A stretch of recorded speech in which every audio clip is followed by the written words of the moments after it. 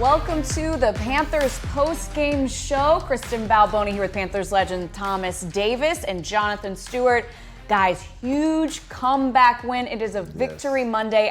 Before we get into everything, I want to get a thought from both of you, TD, starting with you, about this game. KB, we talked about it going into last week. There's no place like home. You know, when you are on the road and you go down 17-0, it's a lot harder to mount a comeback. But for this team to be right here at home, have the fan base on their side, knowing that, listen, it's still early in the game. We're down 17-0, but we're not out of this thing yet. And, you know, the fans really rallied behind this team, and that's one of the things that I take away from this game that I absolutely love. And Stu, what about you? It was an identity shift, in my opinion. You know, we were able to run the ball. That's our identity. We were able to attack on defense, get downhill, hit people in the mouth.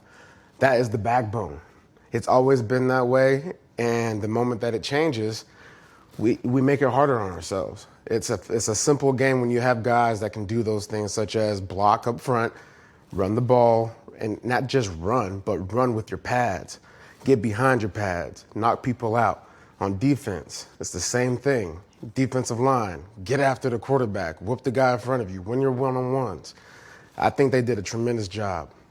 Well, let's take a look now at all of the highlights from this game. We're going to relive those great moments as we take a look back at this game recap. All right, here we go. And it's starting out, guys. Not so great here. Yeah, this is, you know. Couple of Bryce turnovers. This is a tough play because, you know, Bryce is trying to shake the defender right here. He didn't go for the handoff. Usually the quarterback just hand that ball off, but Bryce tried to make a play and it didn't end well. And how about this interception here? Hey, tips and overthrows as a defender, you know you got to come away with that. Bryce has to get this ball down and get it into a lower target. As you see right here, it kind of sails on him at the last minute. Probably a ball he shouldn't have thrown into three defenders, but, you know, a mistake that he's going to learn from later in the season.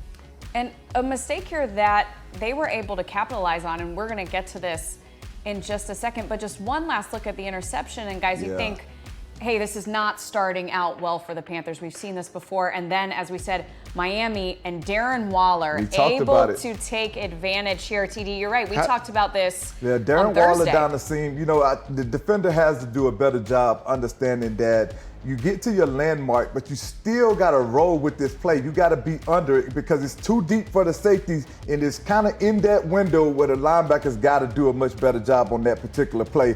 But right here, J.C. Horn on Darren Waller.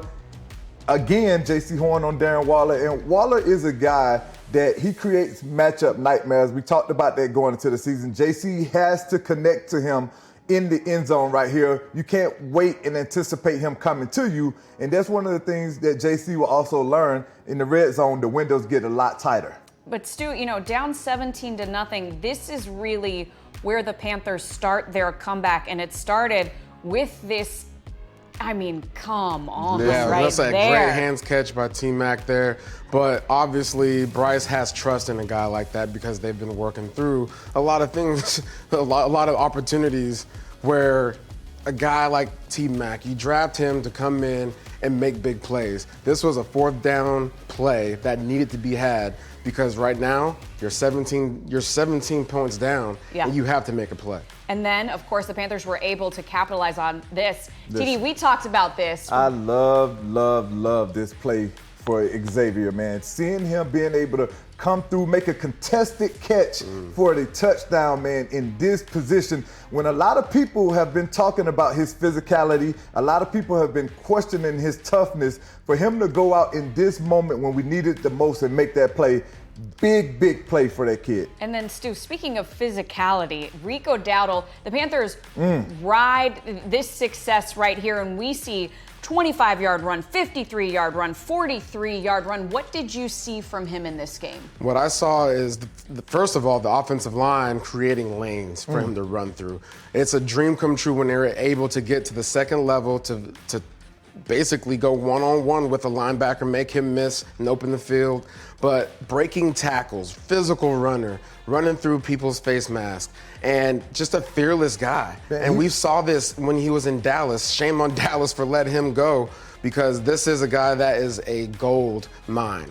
And everything that he does, every time he touches the rock, he's getting positive yards falling forward. He's running angry. And that's one of the things that you love in watching these highlights. You can see a difference in his style of running. He's running like he's on a mission. Like you can see it. Like even in short yardage runs that he's able to gain, it's aggressive, like tough short yardage Icky runs. on this play like here right just dominated the guy across from him. Dominance on all sides there. And that was the first time that the Panthers took the lead. But then Miami immediately responds there. Jalen Waddle, 46-yard touchdown.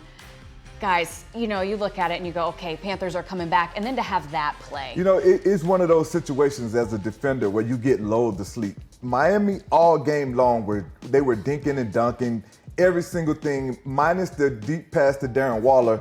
That's what their game plan was. So Mike Jack said on it. Right here, this was another huge play from Xavier Legette to come away with this pass. We've seen some 7 routes by him that didn't turn out very well, but right here, in the moment that we needed the most, Bryce had faith and had trust that he was going to come away with that pass. And how about this one right here? 4th and 5. Jimmy Horn Jr. Man. Jimmy Hemme Jr. Yeah, that's him. I'm ready right now. Hey, I mean, just incredible debut for this guy. Love to see That it. is one of the biggest plays of the game, no doubt about it. 4th and 5, everything on the line, and you go to the rookie. Hey, strong hand catch. You love to see the rookie come away with that. And another rookie, man. Yeah. Another rookie. This whole drive was capped off by all rookies, and that's a testament to Dan Morgan and company. You know, getting guys in here that were not here last year and all contributing and making confident plays. And then from there, you know, I mean, you see the spike. You gotta love that. And then from there, you know, that's kind of the end. You see this right here, baby. Pat Jones. Gotta love it. 3 so sacks. happy to have him back on the field, Yes. man. We knew talking about him coming into this season that he could create some matchup problems on the edge when he's on the field, and he showed it right there and when we needed it the most. And then, so let's really get into this right now. Okay, when you look, Stu, do you see anything interesting when you look at this full screen right here? Yeah. Looks like Rico Dowdle tied one of the best games right here. Second best single game rushing record in Panthers franchise history. Some old dude. Some old man, yeah, you know, 206 yards is a lot of yards. But back in my day, boy, I ran Yeah, you know, youngster, listen here, youngster, you should have asked him to give you more carries. No, but he would have definitely broke D'Angelo's, you know, record if he didn't get a cramp. Yep. He was running so hard, his body was like, hold on now. What are we doing today? You know what? What it really tells you is we should have definitely been running the ball more in the first quarter to me. You know, I think if Rico had gotten more carries in the first quarter, he would have shattered this record. 300 It wouldn't have yards. even been close because he ran with an aggressive nature and a style that Miami just wasn't prepared to match. They didn't want to tackle Rico Dowdle in this game, and it showed. Their secondary, every single time that he got to them, the first guy never came away with that tackle. As you can see right here on this screen right now, everything that I'm telling you is true in this game. Yeah. They did not want to tackle Rico Dowdle, and he made them pay for the ones that did. And Stu, how great is it when you have Chuba Hubbard out with that calf injury? We had not seen Rico Dowdle really unleashed, and what a game for him. This is the reason why we got him here, because you have depth at the running back position. You can continue with your game plan. And that's what we saw today. Dave Canellis was able to stick with his plan, 17 points down, and you start the first touchdown drive with 5 running plays. That's a commitment to your script.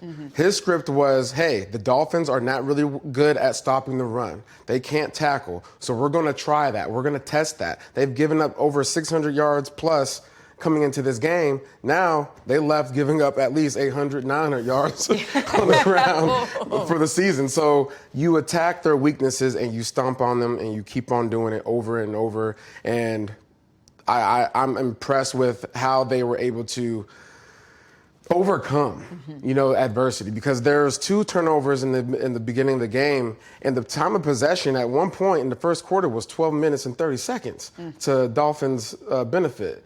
And you look at the end of the game, we won the possession. So It's all about running the ball. It helps the defense. It saves the defense's legs. And that's why you see defensive line making, incredible stops towards the end of the game, because they were fresh.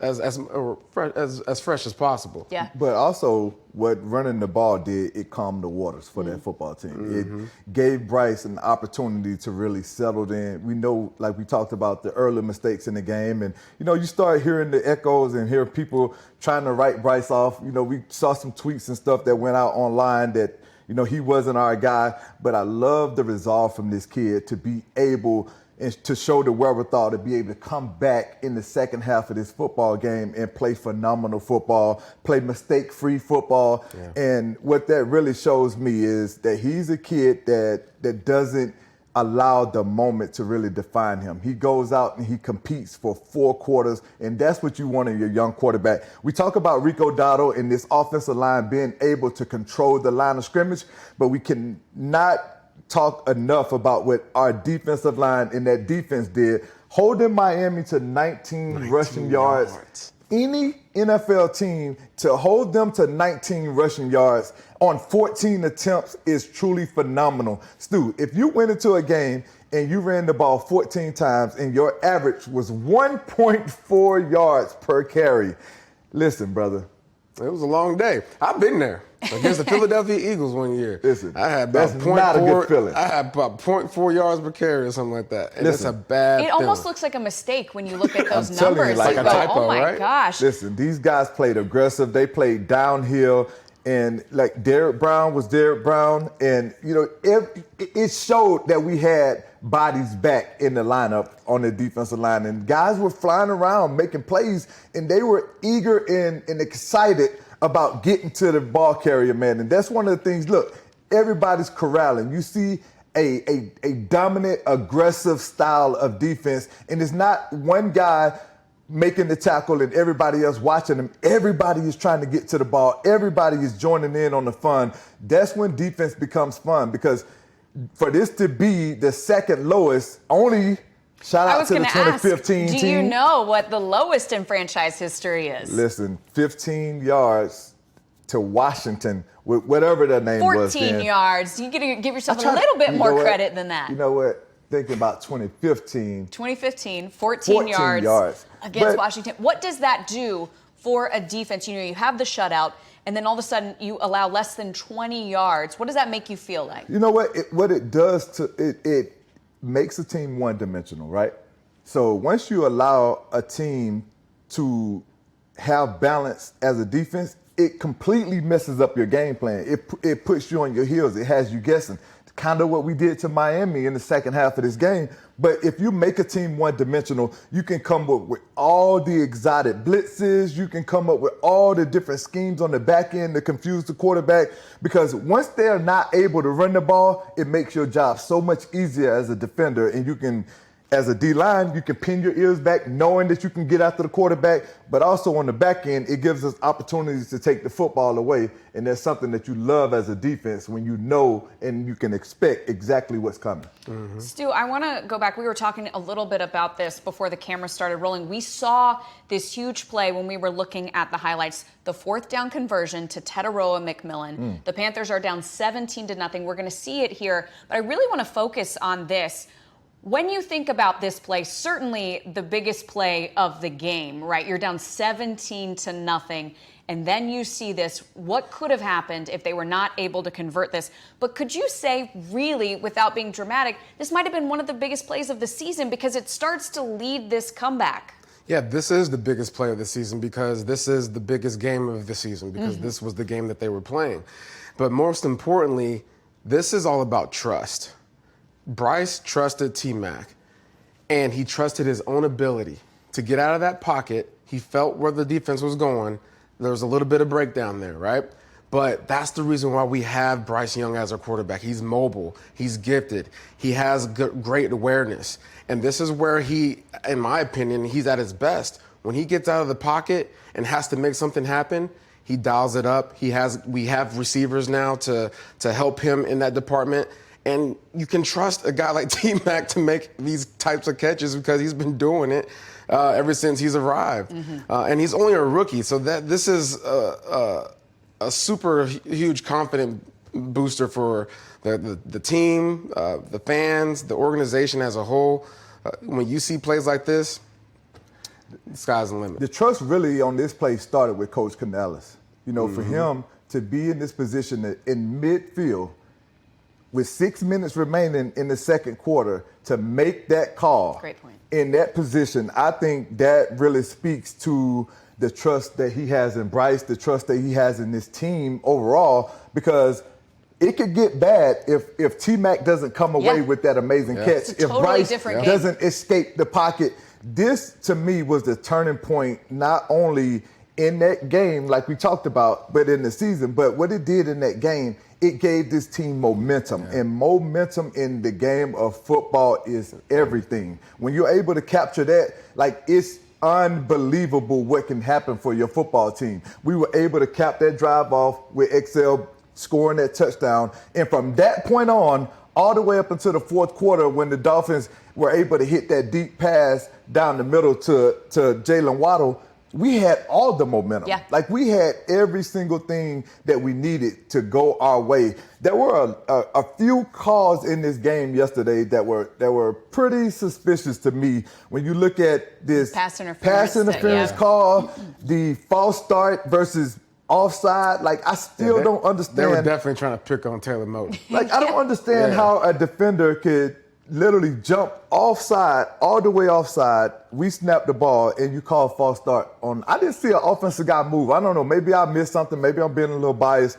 But for us to be able to go out and still overcome all of those things as a football team, the early turnovers, you know, some questionable calls by the ref, and to still be able to come away. I mean, and not only that, but also the Dolphins taking the lead back. Yeah. That was another big thing that happened. But for this team to be able to have the wherewithal and to be able to overcome that adversity, that just shows you the maturation process, the growth that this team is now starting to develop, and I love to see that. It was great to see, and we just talked about that big fourth down conversion really being that moment, and then of course that big fourth down conversion to Jimmy Horn Jr. 4th and 5 at the end of the game. Here is what Bryce Young had to say about those big fourth down plays.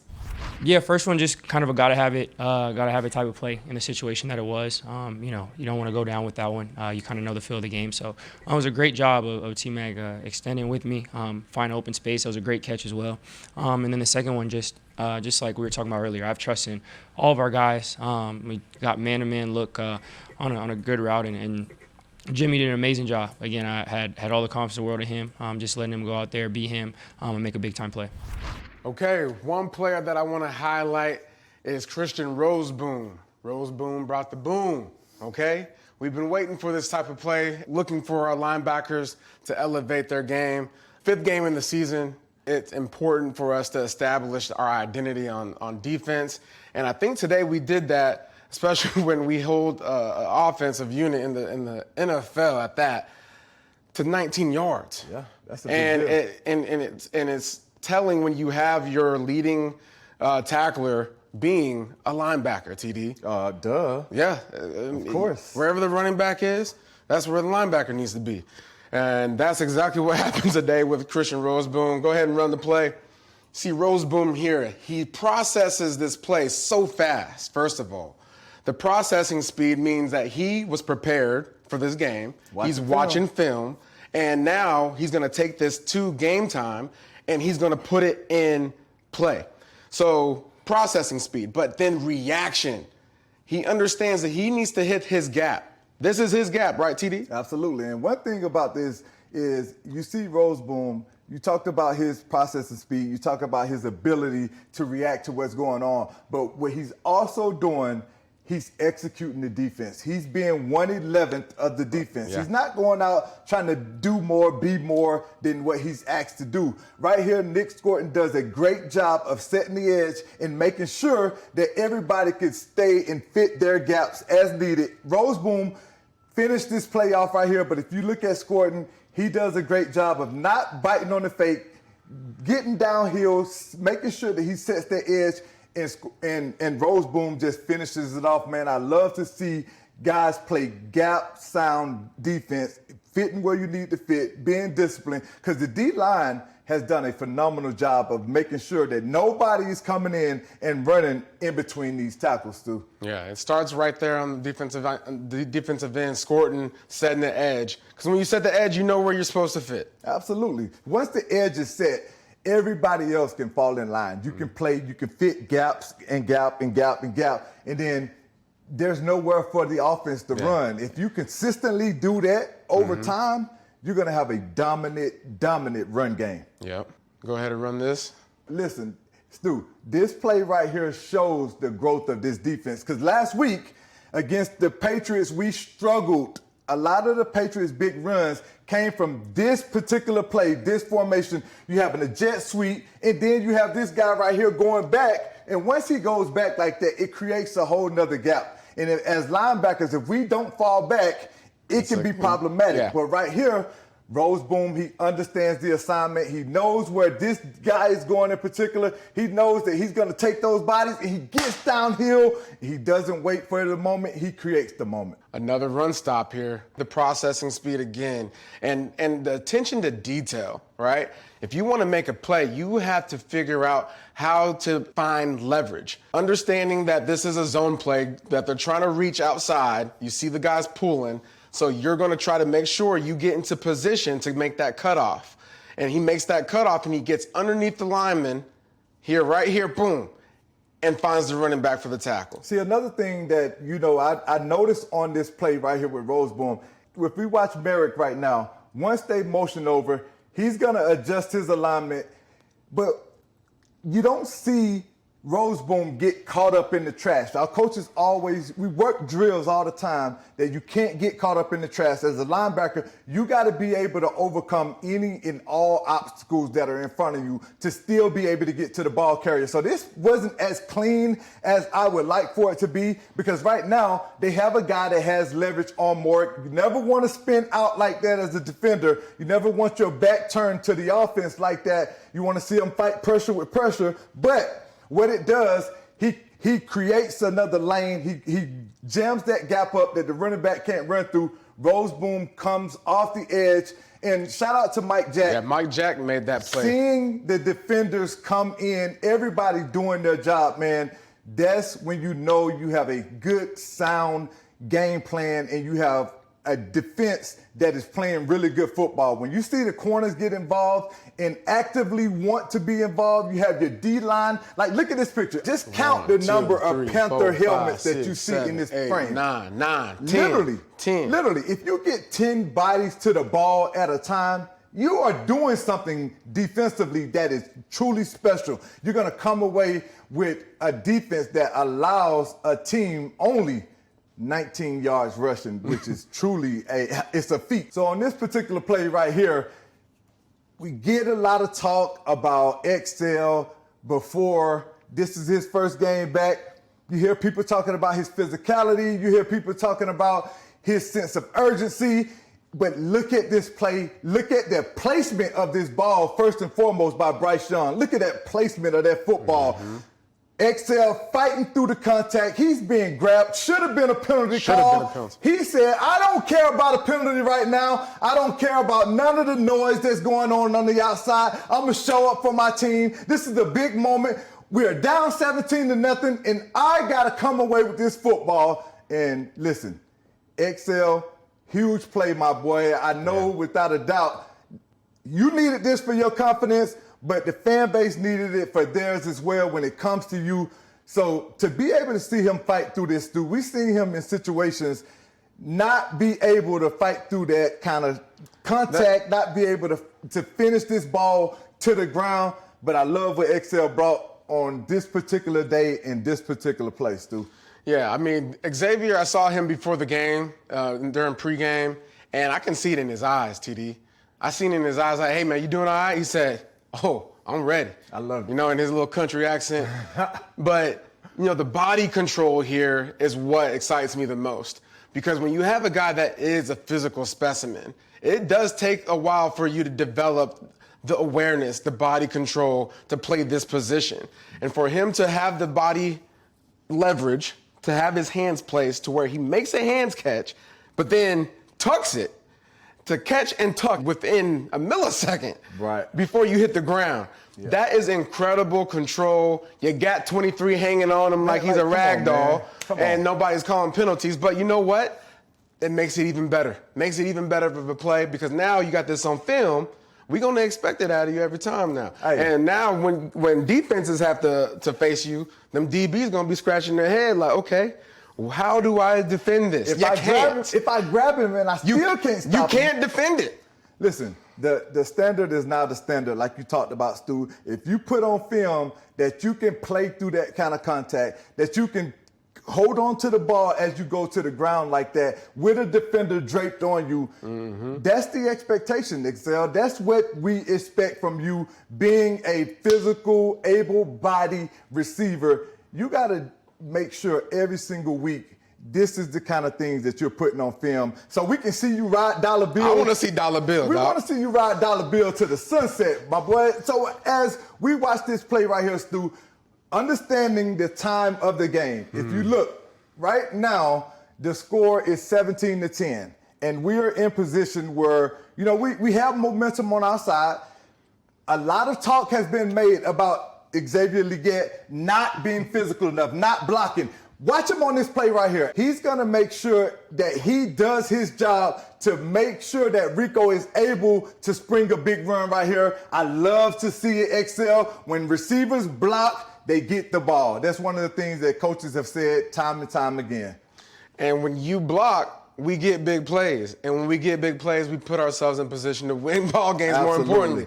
Look at all the hats on guys. Started with Taylor Moton, kick out block, got a lane as big as a truck driver, right? A truck driver can go through that lane. I think I could have ran through that lane. You could have ran through that because you not like Rico, though. Not like Rico. As you can see here, look at Rico and his shoulder pads.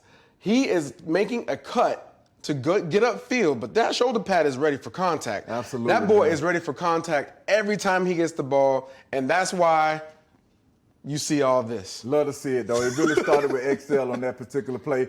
Now, we're going to go to Coach Canales and see what he has to say about XL and his play yesterday. Unbelievable. I truly believe that Xavier, as he settles in and just does his part, when the ball came to him, he made the plays. And that's all we need from him. You know, and he showed up today. He had a great look in his eyes. He was excited to get out there. I saw him through the week, just every day, just building confidence. I'm so glad Bryce gave him a shot right there, you know, where they had double coverage on, you know, T-Mac and somebody else on the inside. Xavier had the single. We need you to win big, and he did on his touchdown. All right, guys, we talked a little bit about the rookies, specifically on offense, but TD, you know that we can't let this show go by without talking about the rookies on defense. Listen to this. So with Pro Football Focus, they grade every different, you know, every single player. Nick Scorton, highest graded defender in the game from Pro Football Focus, second highest, Princely Umanmielen. TD. So crazy. You have been saying, you know, what these guys can bring to the table. We saw, I mean, Nick Scorton played half the game.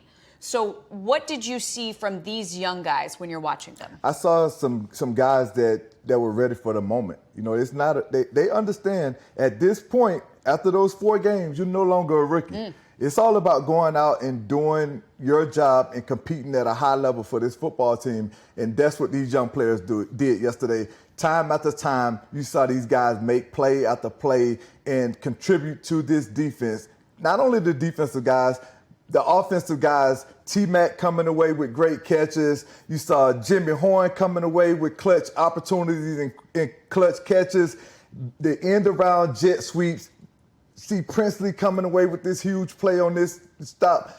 I think, without a doubt, Dan Morgan hit the lottery in the draft this year with the players that we were able to select, because all of these guys are contributing and all of these guys were able to contribute to this football team yesterday. No bigger play than that one right there from Jimmy Horn Jr., man.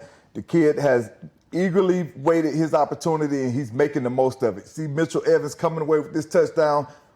Dan, great job, brother. You got it right with this class. Yeah, Stu, I want to ask you about Mitchell Evans. I mean, he's really come on, maybe to me as a surprise, but what have you seen from him? Just energy, right? He's got a lot of energy. He's got a lot of energy, post-game press conferences. But, like, when you get your tight ends involved in the game, it makes it very hard for a defense because now you have to cover the middle of the field. And TD, when you have a guy that can potentially be, a target, across the middle of the field, now you have to be at a certain depth and you have to be aware of what the ball is doing, going across your shoulders, right? And so if you have tight ends involved, it makes it easier for the quarterback to deliver the pill. It makes it easier for the offensive lineman to understand who they're blocking, and it just creates more space, and there's value in that. But I want to talk about Trevor Etienne because great point. Rico Dowdle had a cramp in that game,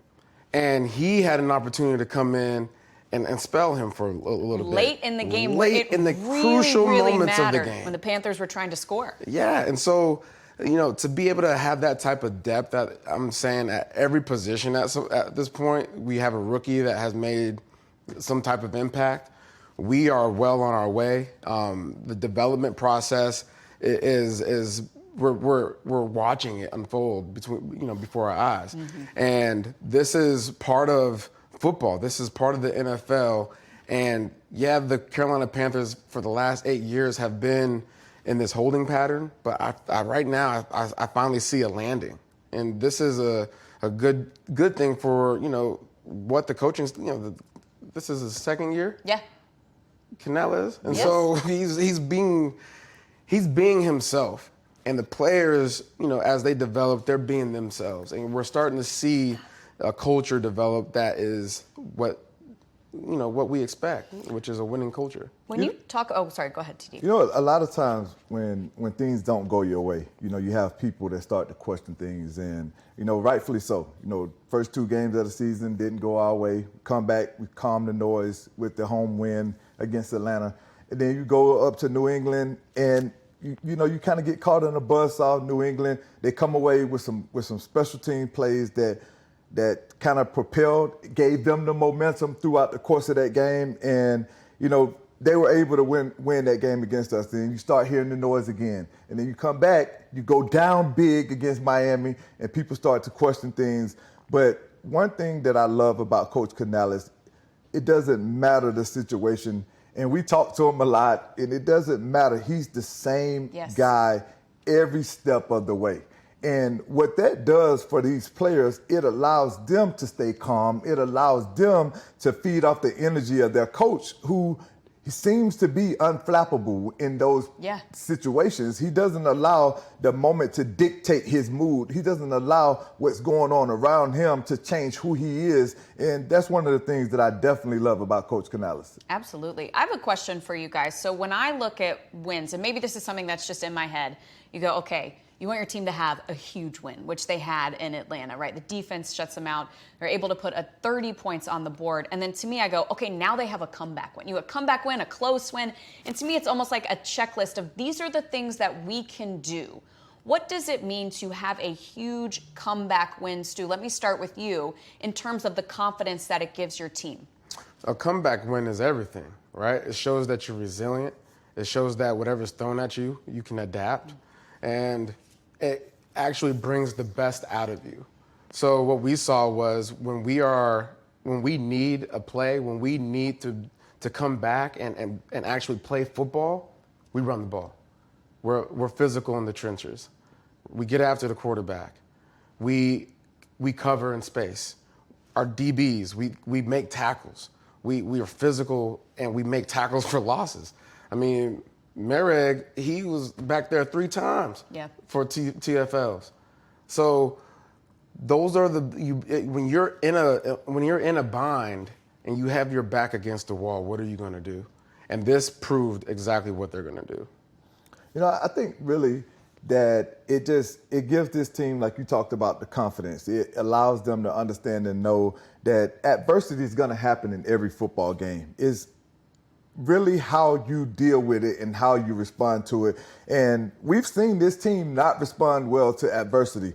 But for them to go out and understand and know, it doesn't matter what the game starts off like. It doesn't matter what happens in the middle of the game. It's really about how you come together as a group and finish these football games. And we've seen it time and time again in the NFL this year where teams have gone down big and they've stayed in the game. They found a way to make a play here or there and then boom, in the fourth quarter, you give yourself an opportunity to win the game, because we know that 90% of the games in this league are won or lost in the fourth quarter. So it really comes down to the plays and the decisions that you make from a coaching staff and from a player standpoint on how things are going to turn out. So I just want to see this team go out and, not make it so interesting all the time. Interesting. That's a good word for it. Obviously we want to keep the game exciting, but at the end of the day, let's put it all together for four quarters. Let's not wait to have spurts and moments in games where we play well. Like if you go back to the Patriots game from last week, we started that game out offensively exactly how you want to start that game out. But then we just, we had lows and things happened. But I want to see all three phases put it together for 4 quarters and see how dominant this team can be. I know we were able to do some things right in Atlanta, but then we had lows, right? We had things where it just we didn't run away from the game like completely early. Yeah. But I want to see a game, in particular with Dallas coming up. Okay. Rico Dowdle talked about it. I know he's excited about that game. Enjoy the ride. Listen, I know he's about excited to get hit about with that this Rico. game.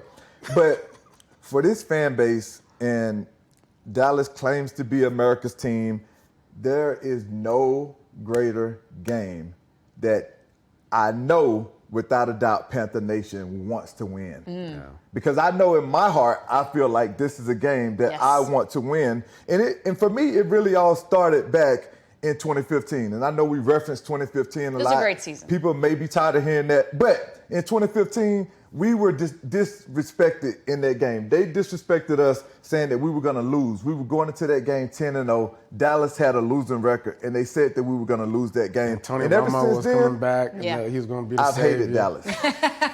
Well, we'll hopefully get some revenge right there. All right, it was a great day for the Panthers with that victory, but it was also a great day for the NFC South, guys. Look, we saw the Bucs win on that last-second field goal. We saw the Saints win. What did you think of those games? Tampa Bay is as resilient as they come. I mean, they keep doing it. Baker Mayfield is doing an incredible job of just keeping the energy where it needs to be from that quarterback position. You're a leader naturally, but the way he has been leading, he puts his body on the line. He's out there talking smack and backing it up. Oh, yeah. It's all kind of stuff going on for the Buccaneers. It was a great day for the NFC South, for the Saints to be able to be one of those teams to get on the winning board. I think that was huge for them as a football team. But, they played against the Giants, who they forced into making a lot of bad decisions, in particular the young players. Their rookies turned the ball over in crucial times, which ultimately cost them the game. But I think the biggest loser from yesterday had to be the Atlanta Falcons. A bye that early in the season. 0-2 in the division. Listen, it is a tough stretch in the NFL when you have to go that many games to end your season without any breaks, any bye weeks. So it's going to be something that's going to be very tough for them as the season go on. Yeah, it feels like you said, another loss. All right, let's take a look at this. We ask you guys as we end the show to pick who is going to win this game tonight. You got the 2-2 Chiefs at the 3-1 Jags. TD, where are you going?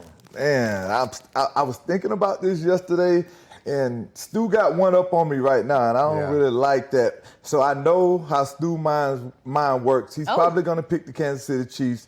So I'm gonna roll with Duval down in Duval. Okay. Duval. I'm gonna go with Duval. Okay, you're gonna lose. Listen, Lamar Jackson is out of the picture right now. The Baltimore Ravens are struggling. The AFC is like, oh, there's an opportunity, there's a window. And Patrick Mahomes knows that. So he's going to reclaim dominance, and he's going to do it in a timely fashion against the Jacksonville Jaguars. All right, well, we'll see. We'll see We who shall comes see. out ahead. You two aren't competitive or anything like that. Guys, thank you so much. This was great. And thank you all for watching on this Victory Monday. We will be back Wednesday with you on the Avenue, so stay tuned.